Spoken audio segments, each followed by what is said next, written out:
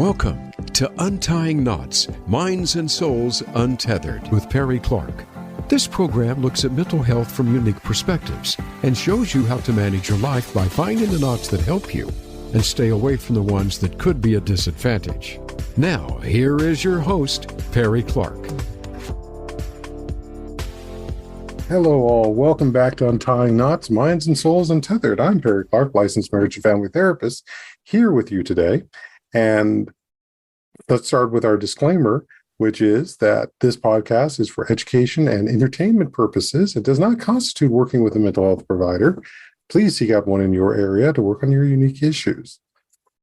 So, folks, today I've got a very interesting discussion with you with a fellow colleague and friend that I've made, especially as I moved into becoming my private practice. And also, let's be frank, some of the events of 2020 also helped continue to solidify our connection. And my friend here has written a book, and it's very much focused on, for all of my male listeners, and for those of you who also want to support the men in your life. You want to listen and take a look at this book about the struggles that are going on. It's not everything that, shall we say, the toxic patriarchy has put forth. So today, I wanted to introduce you to Eric FitzMedrud. I'll have him correct the name because as you know, I screw up people's names. Not that I want to, but just that dyslexic brain has issues with trying to sound certain things out. They are a therapist specializing in relationship and sexual issues in San Francisco Bay Area. His specialty is helping men improve their sex lives by learning to regulate their emotions, remove sexual entitlement, and hone their sexual consent and negotiation skills. Eric is a member of the American Association of Sexuality Educators, Counselors, and Therapists. He also known as ASEC. He has been published in an academic book and academic journals and has spoken at multiple conferences. He is also a trained therapist and taught many graduate courses in psychology. Eric has a PhD in clinical psychology from the Institute of Transpersonal Psychology, which is also the school I went to as well. He is polyamorous and bisexual and lives with his wife of 23 years and his life partner of 6 years in the San Francisco East Bay area of California. So, Eric, welcome to Untying Knots. Thank you for having me so much. Not a problem. Thank you for being here. And that is right. We did have a conversation about the fact that we both went to the same school, but very different points in time. I think so. Yeah. So, as I ask everybody, how did you get here? Since we know what school we went to. The big thing for me, I think of two different streams that brought me here. One is my personal journey as a polyamorous man, coming to terms with my identity, going through some difficult periods of time, cheating on my partner because I hadn't integrated some parts of my identity, and going through my personal journey of integrating those lessons and then also kind of coalescing that into the developing identity as a therapist, working with relationships, heterosexual couples, gay couples, and finding that some of that personal development that I had gone through was frankly very needed among a lot of my male clients at different stages of development, depending on where they were. And so I found that it was really important to take a look at the different needs that men have to get caught up to the emotional and relationship skills that we need in order to be successful in our relationships and in the bedroom. Mm-hmm. And let's also be frank, this goes for anyone who identifies themselves as male, not just straight heterosexual men, because there are many gay men who also absolutely, and not just cis men either. Sometimes, however you come into this identity, there are privileges and lenses that can begin to insulate you from awareness of what's happening for partners. Mm-hmm. Right. So you've written a book called The Better Man, a guide to consent, stronger relationships, and hotter sex. Yes. it was a very long journey. Oh, I can bet. Did you start it during the pandemic, or was it something that you worked on beforehand? I started it in early 2018 Hmm. as the Me Too hashtag was proliferating on social media. I was aware that, those most of the stories there were very much about the predatory sexual behavior. But I Hmm. was also continuously seeing in my couples the more garden variety consent violations, sexual entitlement, sexual pressure, um, uh, high desire partners being unable to regulate that desire Hmm. and causing, unintended emotional blackmail. Like, oh, if I don't sleep with my high desire partner, then they're going to be in a bad mood. So I have to regulate their moods for them. And there was a particular story that started percolating early 2018, and it gave me this connection between what was happening in the Me Too hashtag cultural movement and what I had been seeing in my clients. So I started and I was going to write a blog post, and one Hmm. post became two, and two became four. And by the time four became eight, I realized, oh no, I'm writing a book. I wish that it had picked an easier topic because this is going to be challenging. Yes, that aspect of quickly turns into something else, the snowball effect. Yeah, But equally, that standpoint of, yeah, it's a difficult topic because it actually is a very complex and very nuanced situation as opposed to something that is, quote unquote, simple. yeah, and it touches on so much pain and trauma, the pain and trauma that high desire partners, or, as I came to write it for men, the pain that men cause to their partners, and also the pain that we as men have experienced, the traumas that we've endured that have placed us in this constricted emotional, relational, and consent space that we then suffer inside of in isolation and loneliness. As Aaron Johnson mentioned a couple of Mm-hmm. some time ago on your show, the scarcity experience and the touch starvation that we go through. Mm-hmm. Which very much kind of gets tied into it. I know I've talked with some of my male clients and I've even some of my female clients about the idea that in our society, the idea of intimacy, vulnerability is only available to a man during sex. Yes, Any other absolutely. time, no. Right. And so when does that then become the aspect of men finding ways to initiate that and it actually backfires, or it's just like, no, their partner is not in that space, or let alone the partner has their own ideas about what is masculine, and this moment of intimacy and vulnerability clashes against it, Right. which I have to say, with full respect to our female colleagues, there are times where you're actually also feeding into the patriarchy by holding to these Absolutely. images. Yeah. And I think one of the things I'm trying to support the readers of the book in doing is attending to, if we're doing our work in extracting ourselves from patriarchy, it's indirectly going to invite that development from our partners, male, female, gender, queer, whoever that is. We're supporting them in that process of also identifying where patriarchy might have snuck its way into their view of relationships too. Because no one is immune to any of these ideas. They will sneak their way in either obviously or quietly and insidiously. Absolutely. And Yeah. they often lay the groundwork that our erotic landscapes get mapped onto. And we didn't Mm-hmm. necessarily choose that, either the cultural programming or how our erotic landscape got formed in response to it. But we can attend to that and begin to unravel those threads. Mm-hmm. Yeah, I think something this weekend I was just killing time looking at some of the threads and reels and so forth, and there was one I think from the show The Alias Okay. where and it's like the Freudian Victorian period talking about a behavioral science behavioralist like what we have with like the FBI and all of that. And I was talking to one of the characters who's a woman about another woman that was across the way who had unfortunately killed her children Mm, because of the stress that she was trying to live up having to live up to being of a certain society level. Mm-hmm.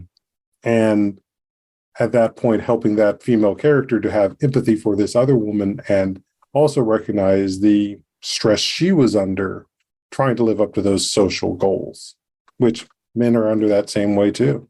We are, but the responsibility or the expectation that we be providers, protectors, strong, expressive of our emotions, but not too much, sexual, but not too sexual. All of these things that end up making it so that any actual lived experience of manhood, gay, straight, cis, queer, ends up not fitting the bill. And yet so many of us believe that we're supposed to, or we should, or we can, but there isn't any way to fit all of the expectations that have been put onto us. Which also gets into that aspect of the archetypes that often get talked about by men as well, being like the king, the magician, the hunter. I know there's 5. I think it's like the, one could say the fool. There's one more, and I can't think of what it is at the moment. And Sage? every time Sage might be the one that is it. So sort of magician, hunter, king, the fool, the sage. That makes kind of sense. And I keep looking at that as like you're missing, there should be a 6th one, which is what does it mean for you to be the supporter? Because there's ways of being masculine in being a supporter as well, as opposed to being the head bearing all the weight, which these other positions can do. Absolutely. I mean, whether it is, something a little more traditionally in the gender role of like going over to a friend's house to do some house and home improvement stuff, or whether it's making food, volunteering, offering hugs, just being present. The message that we get is that our labor, our work, our income is so much more important or valuable to the people around us than our presence. But our presence is beautiful and needed and creates vitality and vibrance and makes people want us around. Very much so. Because I go to, as a gay man, I go to weekly dinner with some of my friends. We've been going for the last now 20 years. And I know these last 2 weeks, as we've been sitting having our dinner, we've had 2 different women in both situations walk up to us and say, "It's so great to see you guys going out. Are you guys members of clubs?" It's like, no, we're just friends getting together, having this meal. Yeah. And especially as gay men, it's not about sex. It's not about any of those things. It's about us spending time, being friends, laughing, having our jokes. I think very often that's one of the things that I talk with my straight men in my practice about.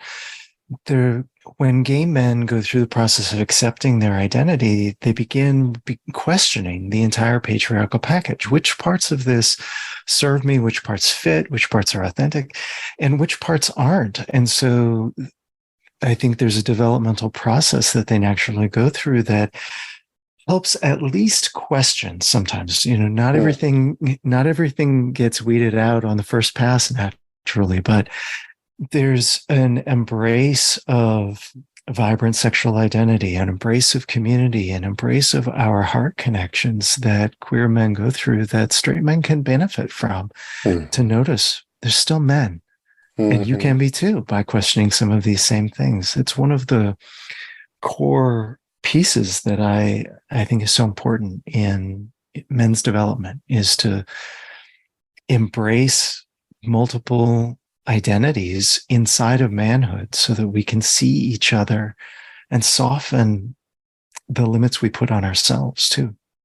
Not to mention that as you go through life, you're going to switch into different roles. You may have several roles playing at the same time, but you're not going to stay into this one place the entire time. And the amount of energy some men will put into trying to just stay in that one role, which they can't forever. Right. There's a point at which, even if you've been very successful, very authentic in fitting into a traditional masculine manhood role, and that has seemed great for you, at some point, even Tom Cruise has got to age out of doing his own stunts. I mean, it's not going to last forever. Time will come and catch us all. And if we've pinned our identity on fitting one role as a man, then our identity begins to crack when age or time or life circumstances start pulling some of those elements away. But if we've broadened our understanding of what it means to be a man, then we're much more resilient to life changes, aging, shifting circumstances in the economy or our career. We aren't affected by that then. Our identity isn't challenged. And then we have more resources to stay resilient and flexible with what's happening around us. Very much so. And I know that a bunch of that is part of what you discuss in this book. So let's go ahead and get into the book. And I've sort of marked a couple of sections. We can talk a little more about that. So one of those sections, and I'll read a little of it, is page 35. Okay. You get to consent or not to. And I'll read a small excerpt from here. Sure. If you think that negotiating consent with your partner is like getting the keys to unlock doors to get things you want, then you're missing the point. Consent is for you. Clear, because consent processes help you make sure you avoid a friends with benefit relationship when you want a long-term relationship. Clear consent processes help you avoid a makeout session that ends out in an orgasm when you know that would have likely lived. Ends without an orgasm when you know that would likely leave you feeling rejected or frustrated. A clear consent process can help you avoid unwanted pregnancies, sexually transmitted infections, misconducts, feeling violated or used, a bad reputation, and unfulfilled sex. Consent conversations aren't about you getting the other person's consent. Consent conversations are about finding what you both say yes to and then doing that. So, tell us more. This is a big part of what I'm trying to do in the conversation with men, is kind of put this notion of consent on its head. Instead of thinking about doing consent right to get what you want, like really beginning to understand men, our hearts, our sexual interests, our moods, we also need protection. We also can end up feeling, especially in our experiences of dating, we can feel fetishized for being tall, for being black, for being this, for being that. We can find our pathways to protecting the vulnerable, precious elements of what we have to offer a potential partner, sexual or romantic, by being clear about, hey, are you also a safe person for me to be with? Do you report about our dates what I felt about our dates afterwards?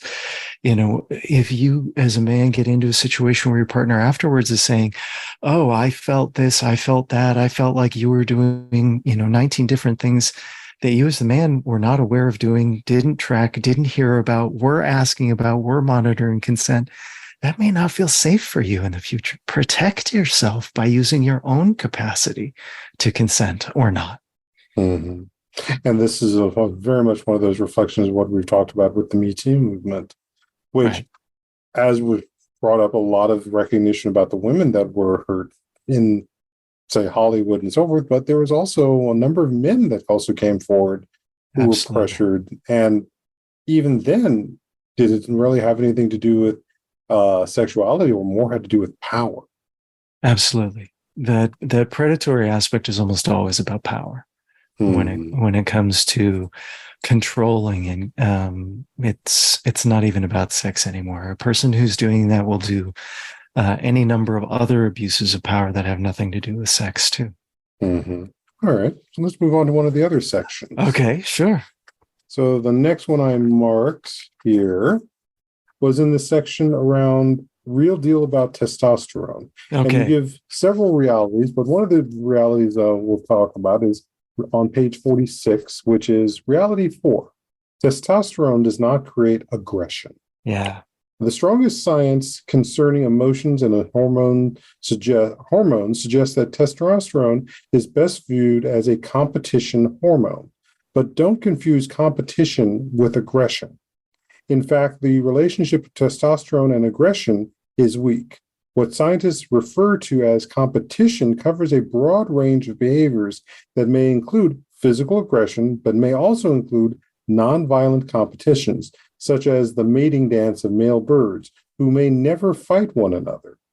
Therefore, I prefer to refer to the motivation that testosterone creates in people as a performance motivation, not to be confused with performance demand, see page 4. Instead of competition, testosterone motivates us to perform to increase our social status. Testosterone increases in the presence of other performances, increases again when we're successful in outperforming others, and decreases when others outperform us. The decrease in testosterone may steer us away from challenge to reevaluate our strategy. That a social event can change our hormone levels shows that we can't deduce truth about ourselves from biology without considering how sociology also affects biology. Absolutely. So let's talk a bit more about that experience.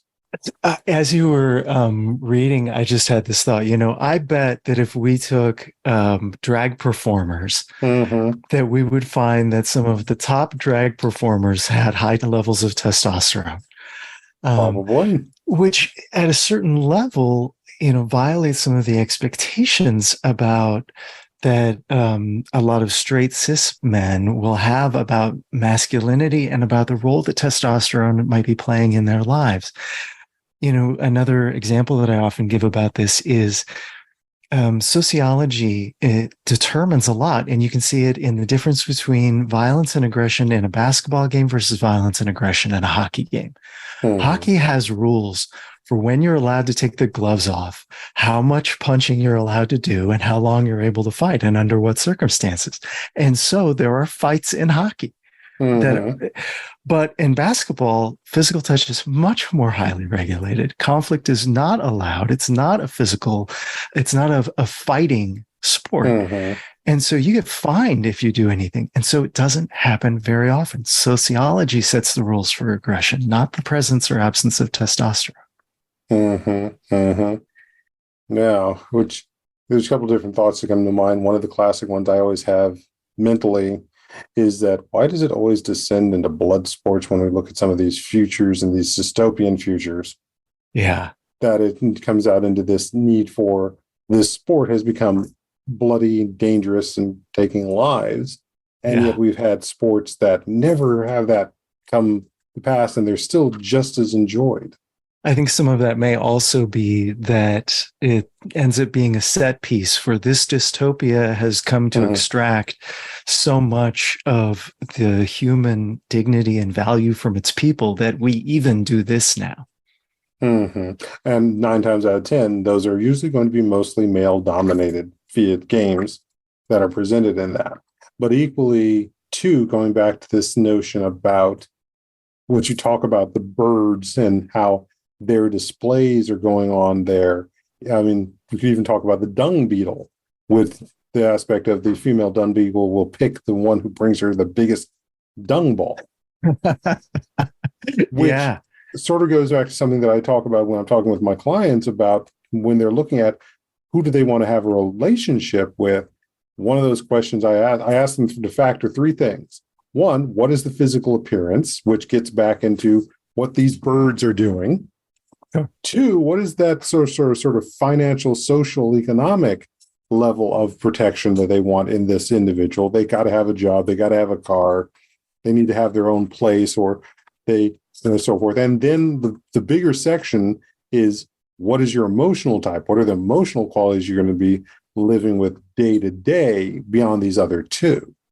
And the notion that so much of our sense of aggression versus assertion and display and social aspects is more about that aspect of peacocking.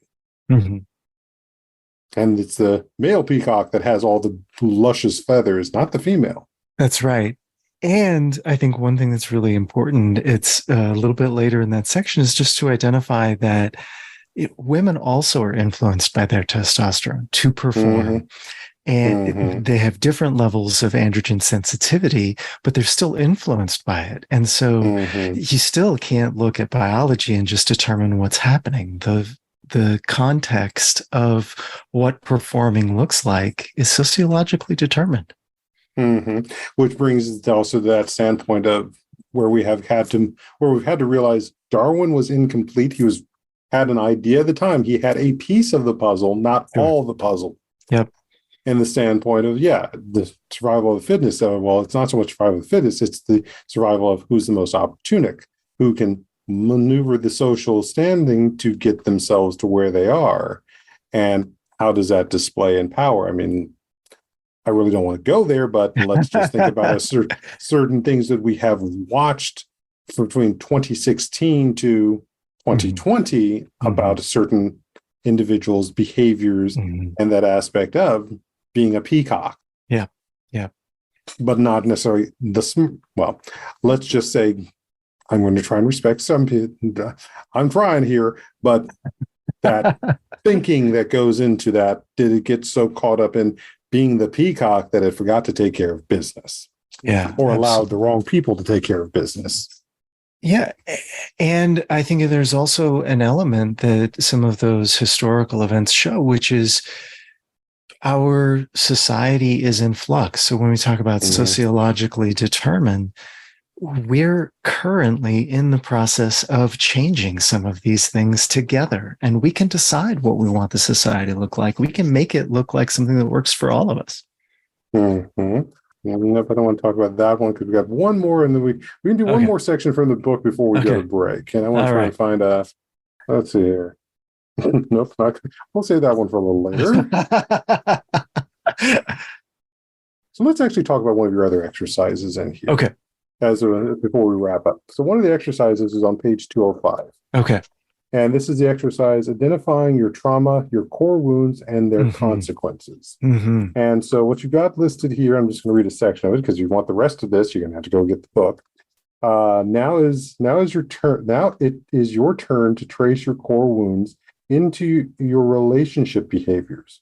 Write down answers to the following questions. Number 1, what significant events in my life have changed my experience of people or the world in negative ways? This could be a childhood experience, a trauma during military service, illness, death of a loved one, or your own or someone else's addiction, and many more examples. 2, even if I'm not proud of it, even if I know it isn't literally true, what belief did I develop about myself, people, or the world to help me protect myself from that wound? 3, when I'm in a relationship, romantic, friendship, or important business relationship, if someone does something that I fear confirms my belief about question 2, what do I do to protect myself from that fear? So let's talk a little bit about this exercise before we go to break. Okay. I think that, there's a lot of buildup by the time that I get to this point in the book, but one of the things that I'm trying to get men to understand is that we come to our relationships with history that has shaped us. And a lot of our history is history that we use to armor and protect the most important parts of our hearts, the most important parts of our thoughts and our needs. Sometimes that's even so powerful that we don't notice what our needs, what our feelings, what our emotions are. And so if we can begin tracing, okay, my parents got divorced and it was very acrimonious. I came out of that with a story. You can't trust anyone to be there with you forever. And that means that whenever a relationship gets too deep and somebody comes knocking on the door to my heart, I close them out and I push them away. Now, if you can at least trace that, you can begin to examine when you might feel like you could challenge that belief. And what does it look like for you? Does it mean letting the next person in? Does it mean vetting a person so that you could really find out, is this a person trustworthy, who's trustworthy enough for me to try opening my heart? Or do you focus maybe more on friendships rather than romantic relationships and see if you could build friendships that you could trust and lean on first? Maybe it's in business.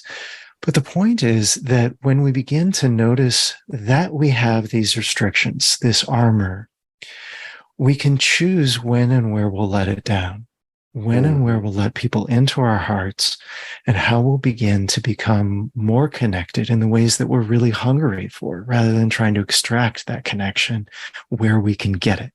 And especially that standpoint of that there are so many other relationships that we are a part of than just the romantic one. Absolutely. That still have an impact, that still have a hurt.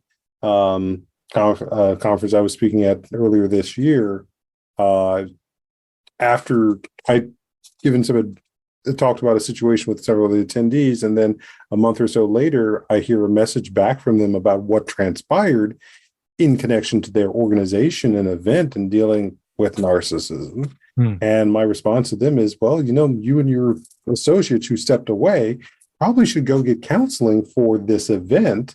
More people would be willing to go and get counseling because of the breakup of a relationship versus dealing with a toxic organizational experience that is going to affect them the next time they deal with another organization. And they were talking about starting their own organization. So it's like, how not to carry that toxic wound and that armoring into the new organization they wanted to build, or at least have it better in frame of mind. Absolutely. I mean, I think one of the things you're highlighting there is that we have this tendency to relate to an organization, a company, a community, as if it is also an individual. And so when we get laid off or pushed out of a group or community, that cuts very deeply, as if we were betrayed by a single individual. Sometimes we were, and that's what caused it. But sometimes it just is a part of an institutional process. But the wounds still cut deeply and personally. We need to attend to that. Very much so. Yeah, actually, that was a conversation I had with a probably different set of client. Was talking about her having to leave a job, going to another one, and she was basically still carrying the wounds of how she was treated from the old job into the new one. And I equated that to, this is the equivalent of you breaking up with X person, and now you're dating Y person, but you're still upset at X, and you're taking it out on Y. Absolutely. Yep. So that core trauma is something that applies, again, to everybody. But the notions of what patriarchy has said about men dealing with trauma is also problematic. Well, we're supposed to shake it off, right? We're supposed to rub dirt in it and move on. We're supposed to, get back into the process. I'll sometimes talk about it as paving over the swamp. It's, sure, you can put a parking lot on that and pretend that it never happened. All of those emotions, all of that wetness, all of that pain, but you're going to create sinkholes if you do that. And if not sinkholes, you're going to set your entire environment up for being flooded, because that swamp was part of the regulation that took that extra water or extra emotion out. Not to mention that idea about, it always comes back to that aspect of, where did this idea about rubbing dirt in the wound come from? Now, the only thing I can think of, which we do found, is that soil does contain natural antidepressants in it. That one seems like a far jump, but that putting dirt is going to help you get through the antidepressant wound that this wound's caused, but still. Right. We're back to that armoring, that box that we stay in, and that pervasive ethos of not paying attention to nature. We don't pay attention to nature outside of us and its needs and how to work with it sustainably, but we're also trained to not pay attention to and work with the nature inside of us, our emotions, our pains, our wounds, our desire. We're trained to ignore that and move on and get to the objectives And it leaves us being very ineffective and lonely. Mm-hmm. So I think that's a great place for people to soak that in while we take a break. So stay tuned here on Untying Knots, Minds and Souls Untethered. I'm Perry Clark, licensed marriage and family therapist, here with Eric FitzMedrud.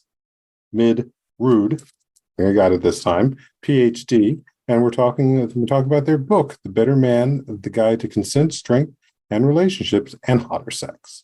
So stay tuned, folks. We'll be right back.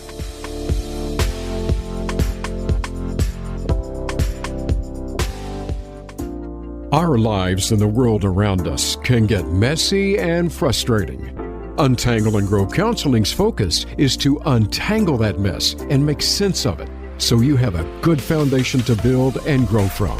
Visit us on the web at untangleandgrowcounseling.com. Perry Clark offers individual psychotherapy, couples and family therapy, and adolescence therapy from a variety of coping materials and resources. Visit untangleandgrowcounseling.com for more information. It's your world. Motivate, change, succeed. VoiceAmericaEmpowerment.com.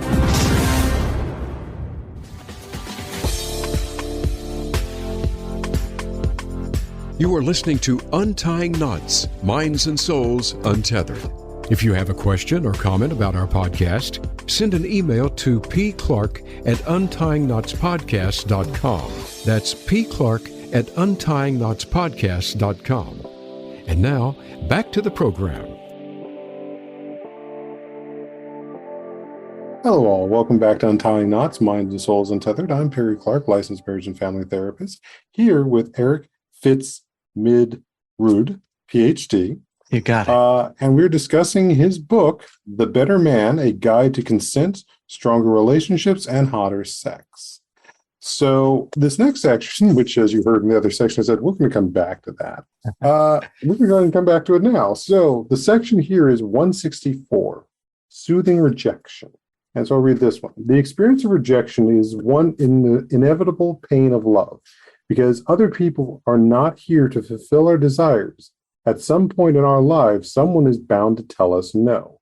When we feel rejected, the pain can be intense because men have been so taught to equate their sexual performance with their identity and self-worth.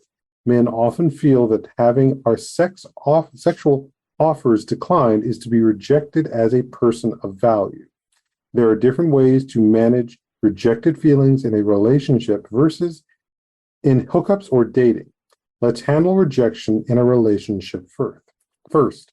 Whether we're talking about sexual rejection or having your offer to spend time together turned down, have your invitation decline is not the same as a partner rejecting you. They are declining what you're offering when you're offering it, or maybe the way you're offering it. They may still love you, want a relationship with you, or want pleasurable sex with you.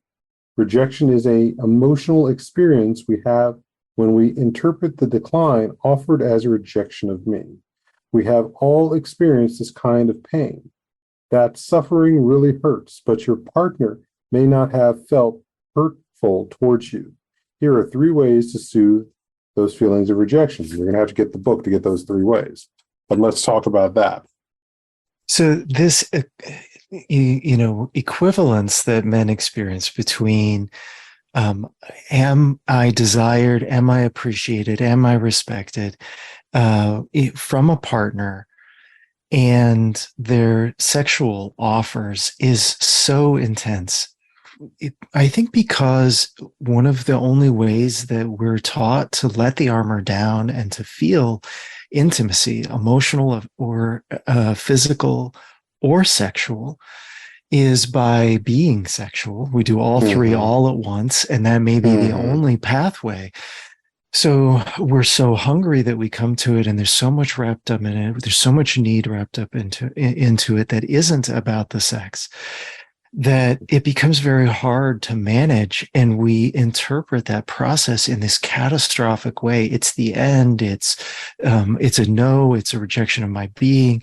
And if we can just settle in and soothe that process, then we get to, on the other side of that self-soothing, this rich place.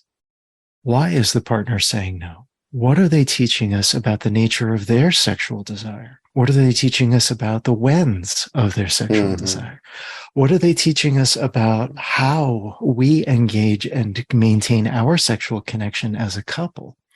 What are they teaching about how I can approach and initiate more effectively with a no?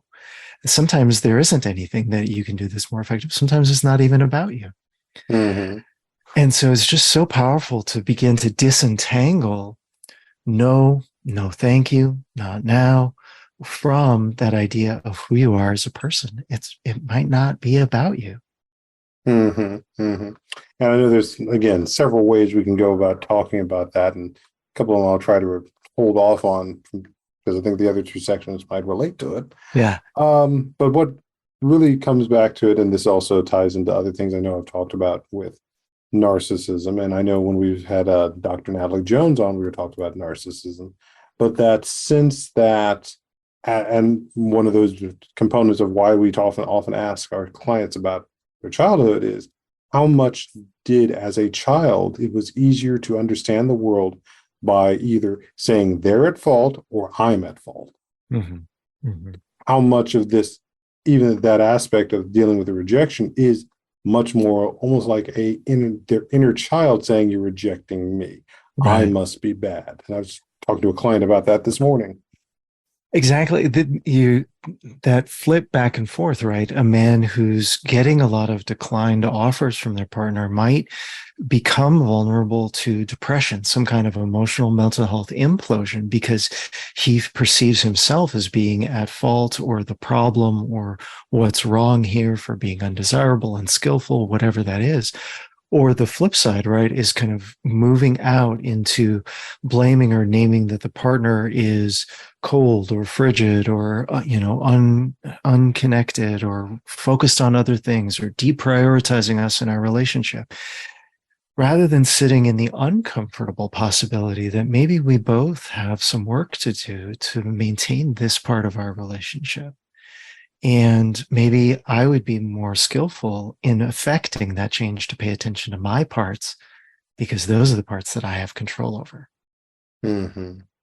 Which also becomes a question to start asking when we're practicing therapy: how much is this client turned it internal or external? Yep, exactly. And sometimes they can do both, but if they'll have a greater prevalence towards one or the other. Sure. Or back and forth rapidly. That can happen too. Yeah. And that gets in the way of having a relationship, because again, that relationship isn't just all you. Right. It's a balance of needs. I'll talk about it as emotions and needs calculus. How do we figure out how to find a sustainable balance between both of our needs in relationship with each other, but also out of relationship with each other? Because our relationship thrives with the energy coming into our relationship from the outside too. We both need, and our couple needs, connections outside of just us, because it's too big, too valuable, and too important to be just sustained by two people who are fragile and frail. Which becomes that aspect of, whoever you are in whatever type of relationship you're in, there's also the need for your friends, because they're going to fulfill something that can't be fulfilled in that relationship, let alone just the stress somebody will deal with. Either you're saying that I can't do this, or I should be able to do this, and why can't I do this? Which pulls it very much into one of the other sections we're going to talk about here, which I think is the other one I was looking at, which was, I was an asshole. Can I save my relationship? So a little bit tongue-in-cheek, I'm being playful here. And I'm talking with men about sometimes our desires don't fit in the box. We're kinkier than we knew when we got into the relationship. We are more non-monogamous or more monogamous than we thought we were when we got into this relationship. We make mistakes. We miss certain things in our relationship or our processes, and or even just our fantasies are things that turn our partner off, or in kink terms, squick our partner out. And if we can embrace that, that makes us uncomfortable or makes us a little bit of an asshole in some aspects. Now we have this opportunity. What can I do to manage that experience in my relationship? A part of my nature is uncomfortable here, but that doesn't necessarily mean that it's untenable. How can I be more honest now? How can I be more self-aware now than I was? How can I be in better regulation of my behavior than I was in the past? And so there's this constant opportunity to say, yes, I've made mistakes, but if I'm humble, if I can recognize that that only makes me equal to every other human on the planet, if I can let that in and then learn from it, then I can do better in this relationship or the next. And I can work to save my relationship by being clear about it. And from this sort of a geek standpoint, I'll bring that in there. Yeah. Just consider how many, depending on your generation, how many people found the whole gold outfit from that Princess Leia is wearing in Return of the Jedi an awakening experience. Sure. And how many then, if we're talking about a heterosexual relationship, wanted their partner to dress up as Leia. Sure. And their partner didn't find it as empowering, even though it was their desire. Right. And I get upset about that. But I think there's other flip ways. What does it mean when you are the one who wants to dress up as Leia in that outfit? Yeah. And you want your partner to embody that, either as Han, or some might feel even more turned on by Jabba. Sure.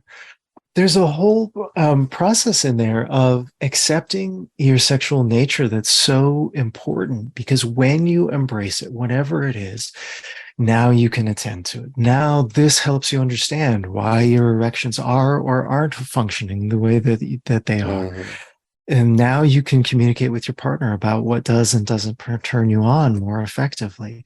There are opportunities inside of all of these unexpected findings that we discover along the way about our erotic landscape. And if we embrace that and communicate as clearly and honestly and effectively as we can, on the other side of that, there's the promise and possibility of really amazing pleasure for us and our partner. Maybe, our partner entertains us, even though us, dressing up as Leia doesn't do anything for them. They entertain us, they exhibit a little bit of generosity, and then we can reciprocate or even lead by saying, what would do it for you? What could I, how could I role play, or how could I dress up for you? And we get this beautiful play back and forth of generosity that's gifting and giving pleasure to another person at a time, as opposed to the myths of, simultaneous earth-shattering, God-witnessing orgasms at the same time, which they might happen sometimes, but that's not the norm. Well, it's also chasing that idea of it. Yes. And I know, so I was having a conversation so long ago with the idea that in some cases, there are ways that people are chasing an experience they had once with every other experience that they have sexually, romantically. And that was the beauty of that moment. And often that moment emerged not because you were chasing something, but because you were following the inspired, tuned in, present awareness of what was possible right now. And rather than trying to repeat the same jazz, you let this jazz happen. Something new can emerge. Very much so. Which that gets back in that standpoint of like, you will move through different roles as you move through life as a man, from the youth to eventually the magician, and eventually to the sage. Right. Yeah. And that can happen in relationship too. Absolutely. The process of accepting the limitations of how knees bend later in life can allow you to find new positions that allow you to give and receive pleasure in new ways that you hadn't encountered before. There's discovery inside of the novelty.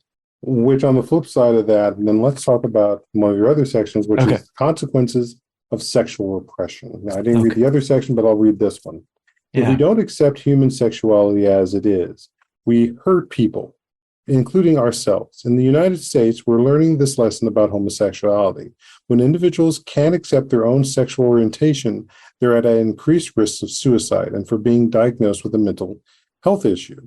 Conversion therapy, which attempts and fails to change a person's sexuality, is damaging. Fortunately, it's also increasingly outlawed in the United States. We're also learning these lessons about transgender people. As a society, we are becoming more open to concepts like bathrooms of choice, pronouns of choice, and freedom of self-identifying gender. We need to accept the nature of male sexuality too. We need safe and consensual ways for male sexual desire to be expressed. If they aren't culturally or socially accepted ways for men to express sexual desire, they will find other ways to do so. For example, if being gay is a crime, gay men will create secret ways of identifying and meeting each other in secret. If you shame men for masturbating, men will hide their masturbation. Some men may successfully repress themselves, but it will be a victory in name only.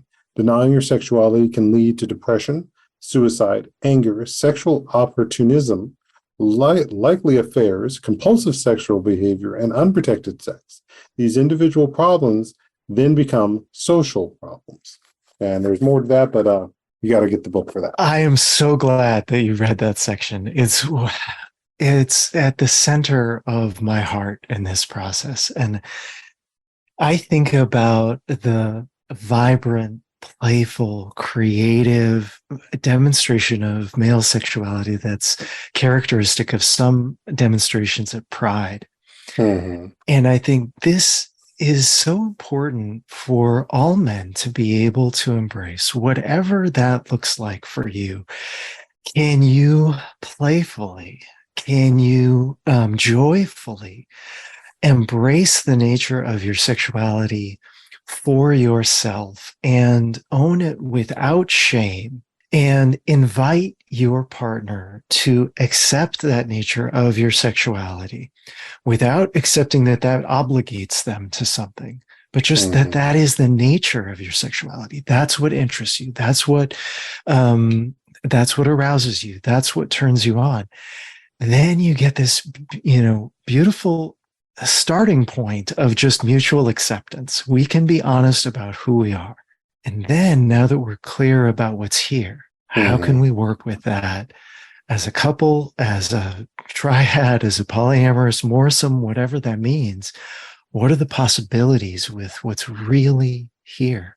Instead of trying to start with some, stamp from the outside of what we're told we're each supposed to be, and then also what our relationship is supposed to be, which also still happens in gay relationships, trying to live up to some kind of heteronormative experience instead of embracing what this is for real.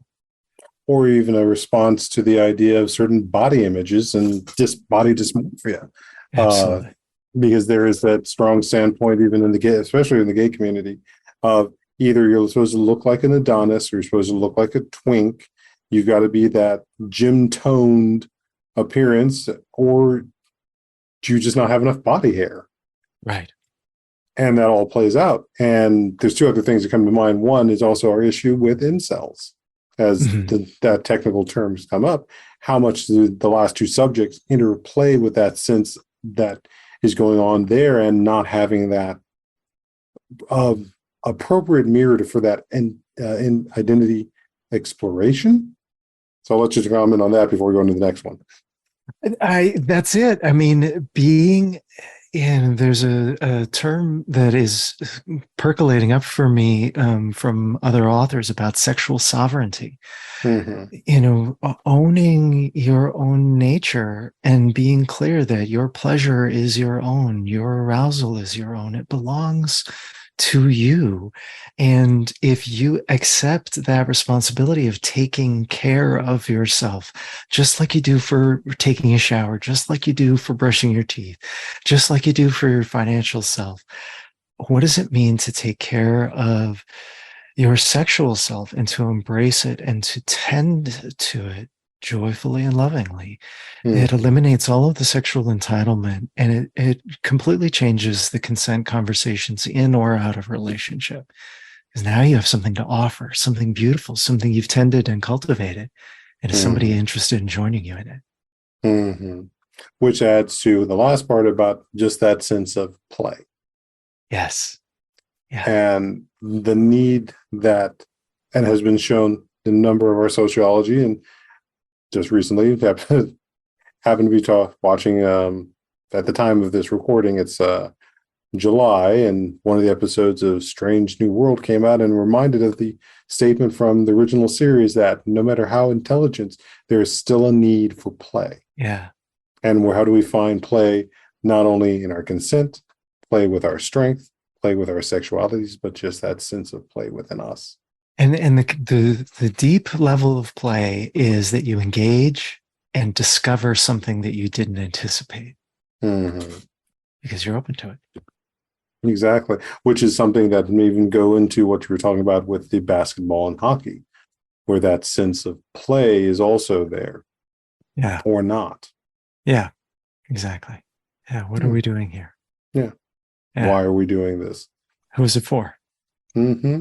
And that's a line that gets very blurred when we start looking at our media and everything that's happening with televised sports or major event sports versus the pickup game on the court.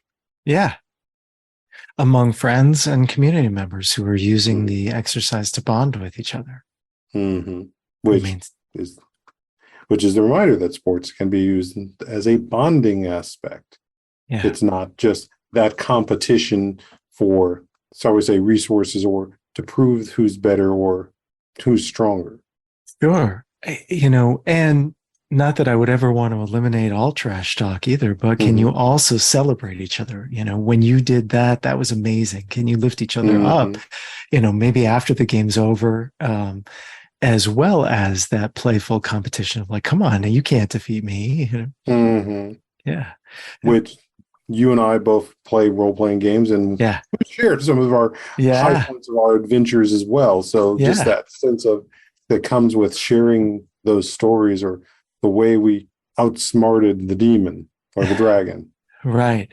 And that's one of the things that I find so beautiful about that hobby is that it's a collaborative, playful process. I have no idea what's going to happen. It doesn't matter what side of the GM screen I'm on. When I sit down, I have no idea what's going to happen next because it's going to surprise us all. Yeah. So I think that leads into my last question for our show is, what do you think is a myth and reality around mental health? I think especially for men, a myth that we have is that we don't need other people, that we can be lone wolves ever and be healthy or well. And the reality is that we all thrive and survive better with more people around us, friends, community, family of choice, even if that is your blood family, and partners. But it can't only be our partners. We need more in order to lean and rely and be needed. And that gives us meaning and purpose. And we are healthier and more well when we embrace that nature. Which also, when we look at what nature shows us, going back to it, the lone wolf does not survive long by itself. It either gets absorbed into another pack, or, as we now can thank Fido for, it became connected with the hunter and people. Yeah. To survive. It cannot survive on its own. We need life around us to be as alive as possible. It's essential to our well-being. It's not an option. So, with that, we should be wrapping up. Where can folks find you if they want to work with you, talk with you more, or get their hands on this book of yours? So my website is drericfitz.com, DRERICFITZ.com. There are links there to my book, my blog, and if people are in California and interested in working with me, you can find that there. You can find me on social media at Dr. Eric Fitz. And my book is available for pre-order now on Amazon, Barnes & Noble, and bookshop.com. All righty. So it'll be released in September. Right. So by the time you hear this, which will be October, that should be available for you guys to get that. And we'll have as many of those links there for you as possible. So, Eric, I want to thank you for coming on, for having another blessed chat. Thank you. I look forward to seeing and getting my signed copy of this book. You're going to get one for sure. Thank you very much for having me. All right, folks. Thank you for being here and listening to us. And check it out. Consider these things and have that hotter relationship that you want to have and enjoy. And stay tuned for more here on Untying Knots, Minds and Souls Untethered. Be well, folks.